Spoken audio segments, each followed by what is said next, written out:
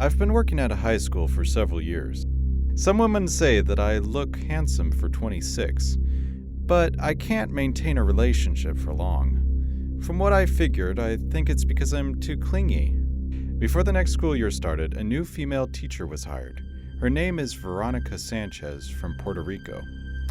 When she was introduced by the principal to the rest of the faculty, all the men noticed her beauty, except me. I knew from experience to never judge a woman based on her looks. I believed that she was a shallow woman who was full of herself, knowing that she was beautiful. As my male co-workers surrounded her asking their questions, I went to get a drink.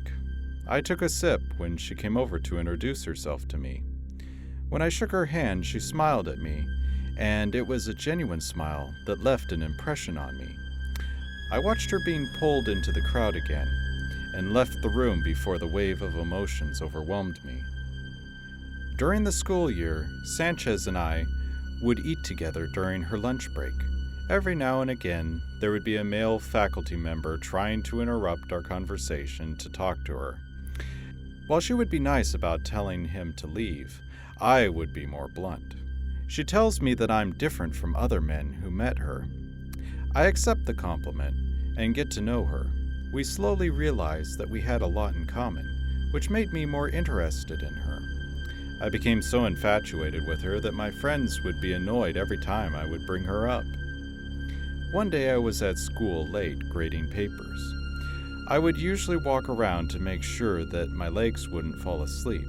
When I walked by Miss Sanchez's classroom, I noticed that she left something behind on her desk. A book. I opened the door of her classroom and checked to see if it was reading material for her class, and it wasn't. It was a romance novel in Spanish.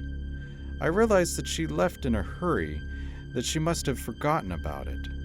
I went over to administration to get her address, but it was closed. Fortunately, I convinced the janitor to open it for me.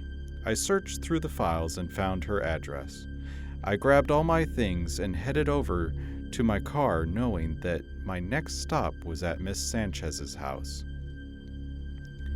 Eventually, I arrived at her house after missing a few turns and was about to head to her front door when I noticed that the curtains didn't stop me from seeing into her house.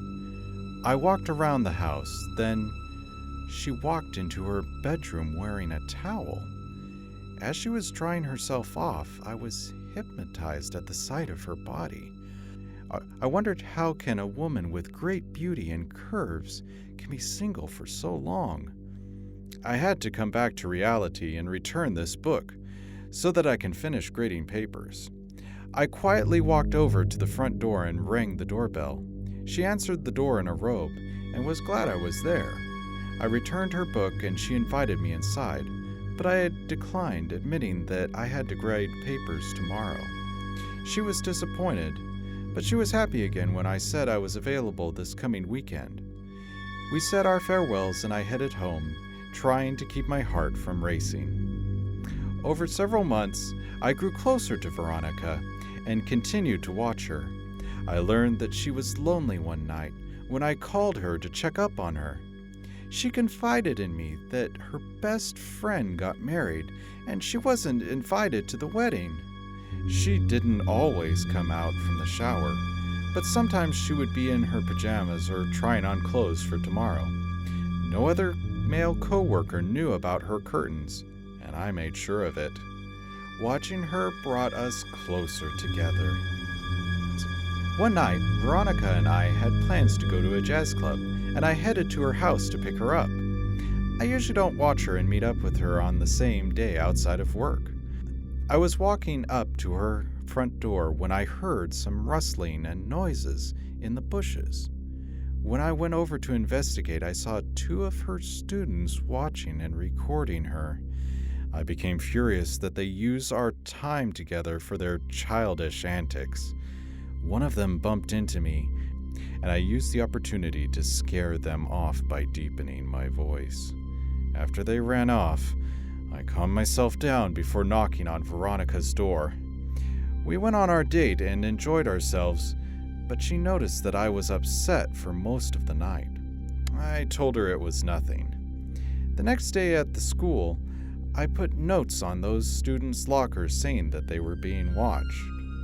I decided that watching her wasn't enough anymore. I went to the storage room and grabbed some clay. I brought it with me when I went to talk to Veronica.